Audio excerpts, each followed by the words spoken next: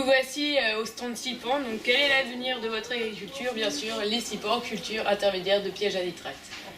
Donc l'intérêt des Sipans, donc ça va être des cultures qu'on va implanter juste après la récolte d'un blé ou en vue d'une implantation d'une culture de printemps. Donc souvent c'est dans des zones soumises à une réglementation et donc l'intérêt ça va être de voir comment transformer cette contrainte en une réelle opportunité notamment agronomique. Donc pour cela nous avons présenté 10 cultures de Sipans, soit mono-espèces ou avec plusieurs espèces, du fait de leurs intérêts agronomiques, notamment leur implantation, la facilité de l'implantation, leur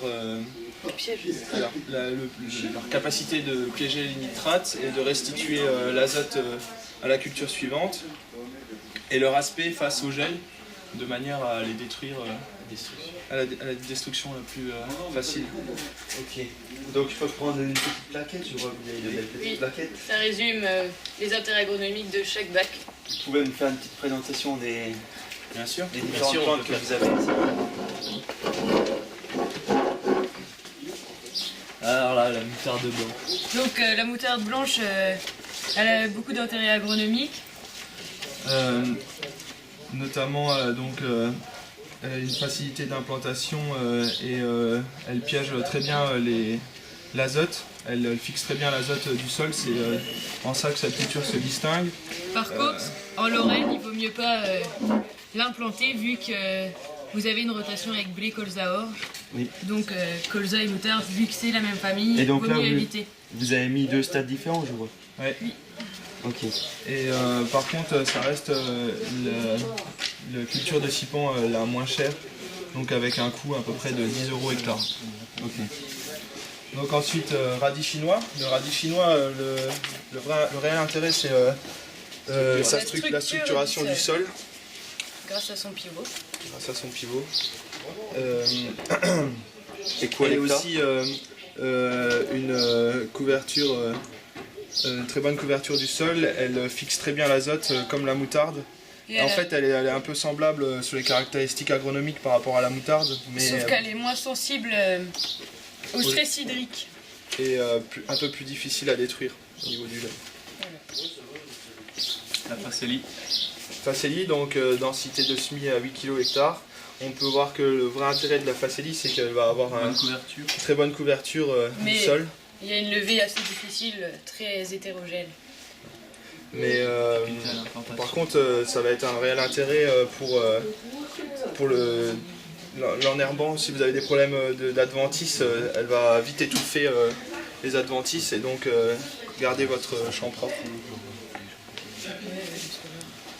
Donc la lentille fourragère, le premier stade quand on l'a plantée, vous voyez bien, il y a eu un petit problème de climat. Le gel a détruit la culture. En revanche, pour le deuxième stade, la levée était assez facile. Voilà, donc là on a un semis c'est un peu clairsemé, mais c'est une culture qui aussi en général a une très bonne couverture du sol et qui étouffe bien les adventices. L'avoine noire de printemps, elle est facile d'implantation et elle a également une facilité à la destruction vis-à-vis du gel. Par contre, elle est déconseillée en mono-espèce pour une culture Sipan seule, puisque là en fait on va avoir l'effet couverture ne va pas être suffisant pour au niveau de l'enherbement des parcelles, des adventices. Une maladie qui vient beaucoup sur l'avoine de printemps, c'est la rouille. Donc, Donc là on arrive dans les mélanges. Voilà. Donc là les cultures multi-espèces, avec un premier mélange moutarde-vesse. Et moutarde vesse et moutarde trèfle, ils ont tous les deux les mêmes avantages et les mêmes inconvénients comme une culture de Sipan. Ces cultures piègent vraiment bien l'azote dans le sol et permet d'optimiser la fertilisation azotée pour la culture suivante. Par contre, on retrouve les effets sur les ravageurs, notamment limaces. Si vous êtes dans des rotations à fréquence courte au niveau du colza, ça peut être problématique. Mais l'intérêt de ces mélanges-là, c'est qu'il y a une facilité d'implantation qui est... Vraiment, on a une culture tout de suite qui s'implante bien et qui prend le pas sur les adventices. Oui.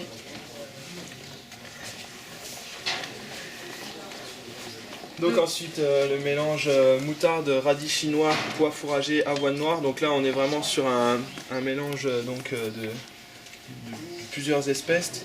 Alors, intéressante pour la biodiversité bien sûr. Voilà, et le réel avantage aussi c'est que plus on multiplie le nombre d'espèces dans son couvert, on va favoriser forcément une espèce va pouvoir prendre le dessus sur une autre.